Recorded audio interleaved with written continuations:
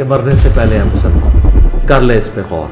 کتابوں کا خدا اور ہے, بابوں کا خدا اور. کہنے کو تو تھی سب کا اسلام ہے, لیکن کتابوں کا جہاں اور ہے, بابوں کا جہاں اور.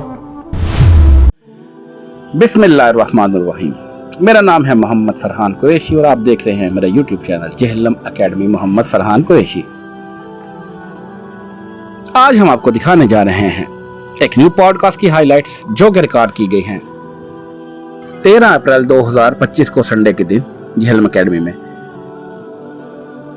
یہ پوڈ کاسٹ ریکارڈ کی ہے ہمارے بہت ہی پیارے جنید الرحمان بھائی, جن کا تعلق کراچی سے ہے اور جو ایک مذہبی جرنلسٹ ہیں اور جن کا اپنا ایک اسلامک یوٹیوب چینل ہے جنید الرحمان آفیشیل کے نام سے, جس پہ وہ مختلف علماء اکرام سے ملاقات بھی کرتے ہیں, ان کی آراء بھی لیتے ہیں. اسی سلسلے میں وہ جہلم اکیڈمی بھی آئے ہوئے تھے. بہت اچھی پوڈ کاسٹ ریکارڈ کی ہے انہوں نے, بہت ہی علمی سوالات اور ان کے بہترین جوابات انجینئر صاحب نے ریکارڈ کروائے ہیں. آئیں ہم آپ کو اس کی چند ہائی لائٹس دکھاتے ہیں. مکمل پوڈ کاسٹ جنید بھائی کے اپنے یوٹیوب چینل پہ جلد ہی عنقریب اپلوڈ ہو جائے گی. ہم آپ کو کچھ اس کی ہائی لائٹس دکھائیں گے, تو آئیے پروگرام کی طرف چلتے ہیں. جزاک اللہ خیرہ.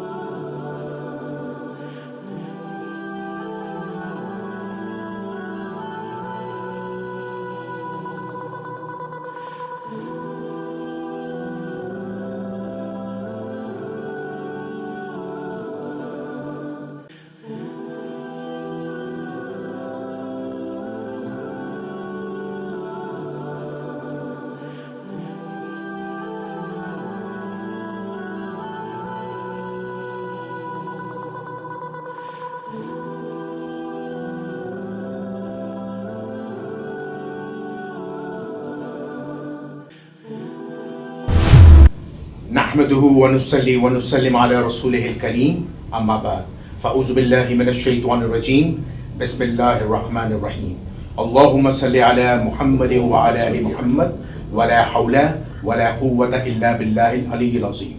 ناظرین سامعین, آپ کا میزبان جنید الرحمان حاضر خدمت ہے. ناظرین سامعین, جیسا کہ آپ لوگ جانتے ہیں کہ ہمارا اسلامک یوٹیوب چینل ہے جنید الرحمان آفیشیل کے نام سے, اور میں اپنے چینل پر ہمیشہ کی طرح مختلف مکاتب فکر کے اسلامک اسکالرز اور علماء دین سے انٹرویوز کرتا رہتا ہوں, اور دین اسلام کے حساس اور موسٹ کریٹیکل ٹاپکس پہ بات کرتا رہتا ہوں. اور میں جیسے کہ آپ لوگوں کو ہمیشہ بتاتا رہا ہوں اور ابھی بھی بتا رہا ہوں کہ میرا مقصد جو ہے وہ عوام الناس کی اصلاح ہے, اور عوام الناس کی فلاح و بہبود کے لیے میں اپنے چینل پر علماء کرام کی جو خدمات ہیں یا جو ان کی صلاحیتیں ہیں وہ پیش اس پروگرامز کے اندر کرتا رہتا ہوں. تو اسی سلسلے کو آگے بڑھاتے ہوئے آج میں قرآن و سنت اکیڈمی جہلم تشریف لایا ہوں, اور پاکستان کے نامور مذہبی اسکالر جناب انجینئر محمد علی مرزا صاحب کے ساتھ ایک ایکسکلوسیو انٹرویو کر رہا ہوں, اور یہ ایکسکلوسیو انٹرویو جو ہے وہ عوام الناس کی اصلاح کے لیے ہوگا. تو میں ویلکم کرتا ہوں. السلام علیکم. وعلیکم السلام ورحمۃ اللہ وبرکاتہ. ولا حول ولا قوة الا باللہ. اللہم صلی علی محمد وعلی آل محمد. جنید الرحمان بھائی, آپ کو جہلم اکیڈمی میں ویلکم ہے. کراچی سے آپ آئے ہیں اتنی دور سے سفر کر کے. اللہ تعالیٰ آپ کا آنا مبارک کرے, اللہ کا نام لے کے شروع کریں. بسم اللہ.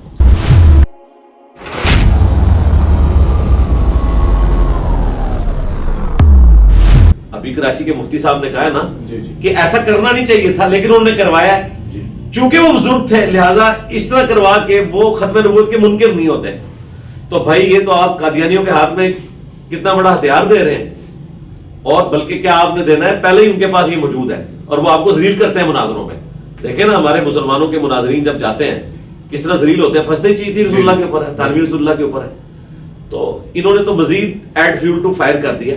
تو ہم ان کو یہ کہتے ہیں کہ اگر انہوں نے بھی پڑھایا تھا تو وہ بھی دجال تھے. بخاری مسلم میں حدیث ہے قیامت سے پہلے 30 جھوٹے دجال پیدا ہوں گے, ہر ایک دعوے نبوت کرے گا. اور ترمذی اور ابو داؤد میں یہی حدیث ہے, اس کے آگے الفاظ ہے انا خاتم النبیین لا نبی بعدی, میں خاتم النبیین ہوں, میرے بعد کوئی نبی نہیں. جو یعنی بدترین تدلیس ہے وہ یہ ہے کہ ضعیف راویوں سے تدلیس کرتا ہو, تو بھائی اس کی تدلیس قابل اعتبار نہیں ہوگی جب تک وہ اخبرنا یا حدثنا کے ساتھ روایت کو بیان نہیں کرے گا. یہ اس لیول کے بھی نہیں ہے جو یہ درجات کی بات کرتے ہیں, ہم درجات کو مانتے نہیں ہیں, جبکہ ہم ثابت کریں کہ انہوں نے ضعیف راویوں سے بھی تدلیس کی ہوئی ہے تو وہ روایت تو ثابت نہیں ہے. مجھے بتائیں بخاری مسلم باقی ساری حدیث کی کتابیں, سارے امام ایک طرف کھڑے ہوئے ہیں, آپ ایک چھوٹی سی حدیث جو آدھی لائن کی ہے اس کو لے کے ایک پورے پہاڑ جتنی, ہمارے استاد مولانا اسحاق صاحب کہتے تھے کہ یہ پہاڑ کے مقابلے میں چوہا بھی نہیں ہے, ٹھیک ہے. تو یہ بھی ان کی شرافت تھی کہ اس کو اس لیول پہ بھی رکھتے تھے. ہم تو کہتے ہیں یہ ایگزسٹ ہی نہیں کرتی, اس کی سند کو یہ ثابت کریں تو زیادہ سے زیادہ اس سے نماز کا ایک طریقہ ثابت ہوگا. رفع الیدین کی منسوخی ثابت نہیں ہوگی, لیکن حنفیوں کا موقف یہ ہے کہ رفع الیدین نہ کرنا بہتر ہے کرنے سے. تو مستحب کہاں سے مانتے ہیں, یہ تو منسوخی مانتے ہیں. آسانی ہو جائے, کوئی تنگی باقی نہ رہے. یہ آج کے دور میں تو آپ پھر بھی کوئی کیلکولیشن کر سکتے ہیں, پھر بھی لوگوں کے لیے تردد ہوگا. یہ اسی صورت میں تنگی باقی نہیں رہے گی اور آسانی ہوگی جب آپ کے پاس ٹالرنس اویلیبل ہو کہ آپ نماز کو جمع کر سکیں. یہ کون سی آسانی ہے کہ مغرب کی اذان ہو اور بتایا جائے کہ جی فقہ حنفی کے مطابق 1 گھنٹہ 20 منٹ کے بعد عشاء کا وقت شروع ہونے والا ہے کم سے کم سب کانٹیننٹ میں, اور زیادہ زیادہ ہوتا ہے 1 گھنٹہ 40 منٹ. تو آپ 1 گھنٹہ 35 منٹ کے بعد مسجد میں آ جائیں تو انشاءاللہ آپ کو نمازیں جمع کروائیں گے. تو یہ کون سی آسانی ہوگی؟ آسانی یہ ہے کہ ہم بیٹھے ہوئے ظہر عصر کی نماز ہم نے پڑھ لی ہوئی ہے, گفتگو کرتے ہوئے مغرب کا ٹائم داخل ہو گیا, لیکن کنٹینیوٹی کو ہم برقرار رکھتے ہوئے تھوڑا ٹائم اوپر ہونے دیں اور پھر ہم نمازوں کو جا کے جمع کر لیں. ایگزیکٹلی آج تو آپ ٹائم کا حساب رکھ سکتے ہیں, اس زمانے میں تو اندازے سے ایسا ہوگا. اللہ کے اولیاء سے اگر کوئی اس طریقے سے دشمنی کرتا ہے تو اللہ تعالیٰ اپنے اولیاء کا بدلہ تو لیتا ہے نا پھر مخلوق سے. تو دیکھ لیں کسی چینل پہ آپ کو نظر آ رہے ہو؟ نہیں, ابھی تو فی الحال نظر نہیں آیا. تو پھر اب یہ نہیں کہ میں نے ان کو نکلوایا, میں نے کیوں نکلوانا ہے. اس کے بعد امیر عباس صاحب مجھ سے کر کے گئے پوڈ کاسٹ, ان کے پروڈیوسر نے پوچھا کہ میں ان کو بھیج دوں, میں نے کہا ان کو بھی بھیج دیں, تو میں نے تو جی ٹی وی کو دینا, مجھے تو کوئی اعتراض نہیں ہے. تو ان کا نہیں, میں ان کو نہیں, چلے ان کو بھیج دیں. ہم تو اتنے اوپن ذہن والے لوگ ہیں. تو پریکٹیکلی تو یہ بھی اسی طریقے سے چل رہے ہیں جس طرح اہل سنت چل رہے ہیں.